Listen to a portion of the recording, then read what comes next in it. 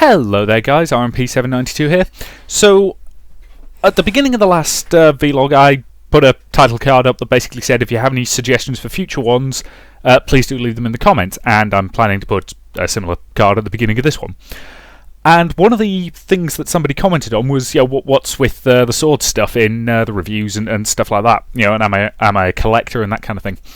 And I realised that while I've talked a lot about it, sort of bits and pieces here and there, sort of in the Let's Plays and things like that, I've never actually sat down and just explained everything all the way through. So, here we go.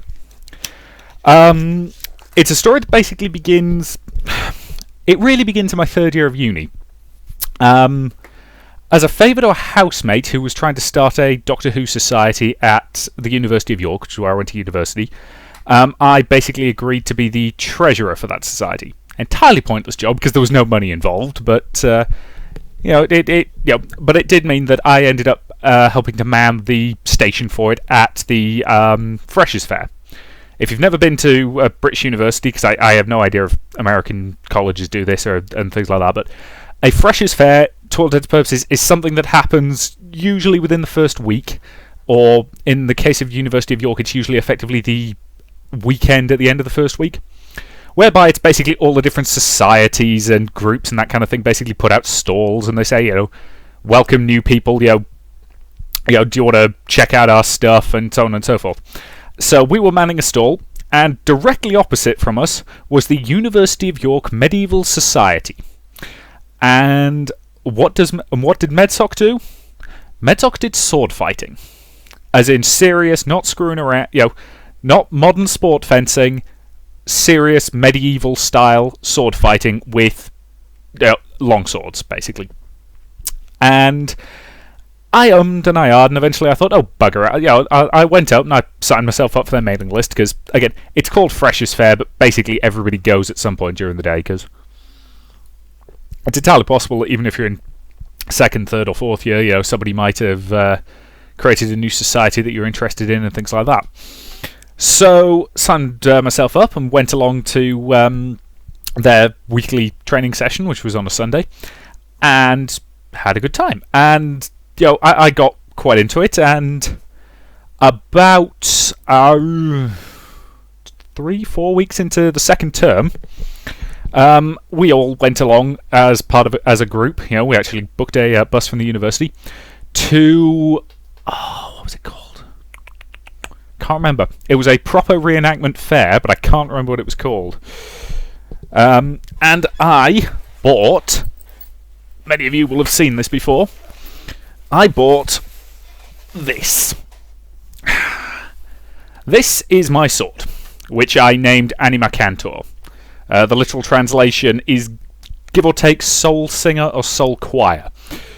And I'll freely admit, when I bought this, I actually ended up doing what I like to dub the full Harry Potter scene, because there was a couple of stalls that were actually selling swords, and I basically went up to them and said, I'm looking for a sword. And they sort of said, okay, so what sort of size you're after? And I said, well, hand and a half, two-handed sword. And they said, okay, so, try this one and try this one. It's okay, but not quite right. And eventually I picked this one up and I just went, ooh. And, yeah. So, I should explain at this point that swords, or modern-made swords, basically break into 3 categories, which are display blades, which are basically designed to be hung on walls and that kind of thing. And you don't want to actually try and fight with a display blade because you'll break it. Then there's swords like Annie here, which are reenactment grade, which basically means they're made from solid steel.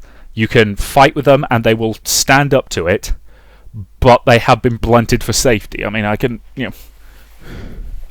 I can run my hand along the edge of this blade, and the worst I'll give myself is a minor friction burn. And then, last but not least, there are sharps, which are basically swords that were made completely to the standards they were, in the sort of 1500s and what have you, and they are lethal. And I've only ever seen a sharp twice, I think, in my entire life. I've only held one once, and and if you're actually using a sharp, do not let anybody who doesn't know what they're doing anywhere near a sharp, basically, because if you're not careful, you will hit yourself, and if it's a sharp, you can kill yourself. So with that sharp, all I did was sort of slow cutting exercises, and it's amazing how different they feel. But anyway, so I left university, end of my third year, graduated, and came back home to Durham and thought, well, I've just spent 200 quid on this sword. Side note that, the sword cost 150 and the custom scabbard, because I don't know if you can see that, but there's a pattern around the cross, which basically means it actually requires a custom scabbard. But it looks good enough that I don't care. But yes, so that, Incidentally, if you're interested, I'll actually stick a link to the website of the people who made it in the description of this video. So that you can see some of the stuff they make, because they do make some quite nice swords. They're a Czech company, I think. But anywho, so yes, and that so I figured I've spent a not inconsiderable amount of money on this thing, and so what I did was I went looking, and I eventually found a society in Newcastle called the Hotspur School of Defence, which basically teaches medieval sword combat as a martial art using a lot of manuals that were written at the time, during the sort of 1500s and things like that. And I contacted them, and I went along to one of their meetings, and I thought, this looks like the kind of thing I'd be interested in. So I went along and I took my sword with me, and I've never looked back. I've been going pretty much once a week ever since for about 2.5 years now. There are some weeks when I don't make it, obviously, for one reason or another, but for the most part, I've been going pretty consistently. And again, I'll put a link to the HSD's website in the description of this video, because the guy I'm studying under, Bob Brooks, is actually the current head of the British Federation of Historical Swordplay. He's currently the president, so that's always a nice thing to say. And no, here's the thing. A lot of people, when they hear that I do sword fighting, they assume it's basically, a bunch of us go along, get padded up to the nines, and then just twat each other over the head for, an hour. We basically take it about as seriously as you would any martial art, in terms of, we study from manuals, we do footwork drills, we do drills based on, okay, once you're here, you can do this, you can do that, you can do t'other. And we're getting into the habit now of doing sort of once a month free play sessions. And free play is pretty much exactly what it sounds like. It's, have at each other. But, whenever we get a newbie in, it's always quite a while before we actually let them free play, because as a general rule of thumb, there are 4 types of historical fencer. There are the... There are the sport fencers, who are basically people who are doing it either as their main method of exercise or as a part of an exercise routine. As a general rule of thumb, they have about 3 or 4 techniques that they have mastered to absolute perfection, and they will just use those 3 or 4 techniques over and over again, and they're usually very, very good at those techniques. Then you've got the validators, who are... that's most of what the people in the HSD are. Because what validators are basically people who try something sort of slow and with a proper drill, and then once they start to get the hang of it, they think, I wonder if this will work in free play. So they keep trying different things in free play to see what works and what doesn't. Those are usually quite interesting people to fight with, because you see all sorts of interesting variations. Number 3 is the buffalo. The buffalo is basically the guy who is a bit over-aggressive and whose technique basically consists of going and trying to smack you over the head. And there are an awful lot of techniques to counter that kind of fencer, because it's all about their technique basically amounts to strength and violence, and if you're smart, there's a lot of ways to counter that. Though I'll freely admit, fighting an actual buffalo is very, very intimidating.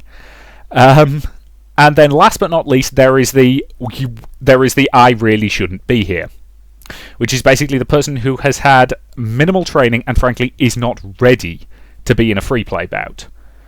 And that's the position that everybody starts off as. Some people leap straight to buffalo, but most people will start off as a I really shouldn't be here. And that's fine. It's the classic case of if you were learning MMA fighting, you wouldn't start by throwing them in the ring with somebody who knows what they're doing, because they're going to get murdered. We make no bones about the fact that what we do is potentially very, very dangerous. I mean, I was actually talking to Bob the other day, and the HSD's insurance, we're insured for up to 10 million quid of personal injury damage, because potentially bad things can happen. We are pleased by the fact that so far we have not had to claim on that insurance. We get bruises, but that's to be expected when you're doing any kind of martial art. But we are very, we're big on our safety. So one of the earliest things we strongly recommend getting is one of these, which is a fencing mask. We strongly recommend the Leon Paul ones because they're a little on the pricier side, but at the end of the day, what is your face worth to you? I've recently acquired a fencing jacket, which is in the other room, so I won't bother getting it, but it's a proper padded gambeson. It's got sort of armor inserts in various places, and you can get thwacked with it, and you're going to feel it, it's going to hurt, but it's not going to do too much more than that, providing the other guy is reasonably in control. And again, we won't let anybody free fence who we don't think can control themselves, because that really is the most important thing. There was a thing from a tournament called Swash a couple of years ago, with a guy who was wearing, he was wearing a fencing mask like this, with a leather arming cap underneath it, and some guy delivered a blow so damn strong it went through the mask, through the padded leather helm, and gave him a pretty hefty cut along there. And the guy who threw that blow has been banned from ever competing in a tournament again because he is just not safe. So we make no bones about the fact that what we do is potentially dangerous, but at the same time, if you're intelligent and you're sensible about it, it can be a very interesting thing. I mean, you've basically got to accept the fact that A, you're going to get very mildly injured, but at the end of the day, it's bruises. It's things that heal pretty quickly, and it really is a lot of fun. A lot of it's very technical. And the thing is that, the issue of, so are we as good as the knights were? Oh, hell no. In a fight against a bona fide knight, we'd lose badly, because let's face it, those guys, it's like, to all intents and purposes, we are like people who play football once a week, together. And that's whereas a knight would have been trained pretty much, from birth to master all these different weapons. And so it really is. It's like comparing an amateur football group to a kid who started and went to a football academy and is now a sort of star player for England. You'd like to think you could be that good, but you really, really couldn't. Not without a hell of a lot of training and practice. Which is what the Knights had, and we don't have time to. Frankly, we have lives. But as HEMA, which is historical European martial arts, in case you're wondering, I really love doing it. It's fascinating to do. Some of the stuff is really interesting. You end up in all sorts of weird positions where you're just like, okay, how did this guy get me into this lock? I mean, there's one particularly fantastic play that our fencing instructor really likes called the backgammon play. And that's called that because in the photograph or in the sketch that's in the manual where it's described, basically the guy is just relaxing, using his opponent as a cushion while playing a game of backgammon, because that's the position it gets you into. And as I say, I really love doing it. I would strongly recommend people do, if you have any HEMA groups around you, do check them out. Because especially if you're in the Newcastle area or the York area, because the Hotspur School of Defence used to have a chapter in York. They're now the York School of Defence because they got so big it didn't make sense for them to be a sort of subdivision of us anymore.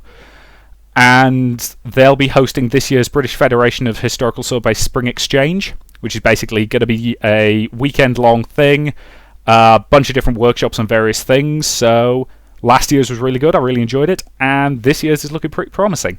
And frankly, I could talk about this for like another hour and a half, but I'm running out of time, given my still ongoing spat with YouTube. So, regardless, thank you very much for watching. I do strongly recommend you check out any kind of HEMA groups if you can find them, because it is really, really fun, really rewarding. And thank you very much for watching, and I'll see you in future videos.